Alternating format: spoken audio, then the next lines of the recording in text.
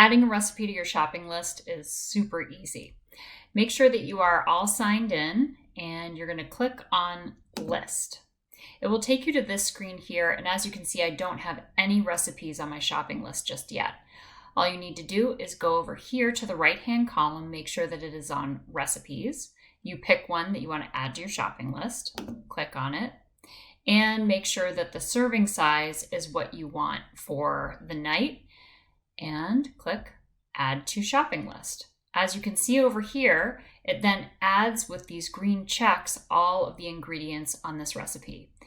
If you scroll down, you'll see pantry staples. Those are taken out just automatically. So let's say that you don't have any olive oil, you just click on that and it will add it to your shopping list. So then you can send it to your grocer.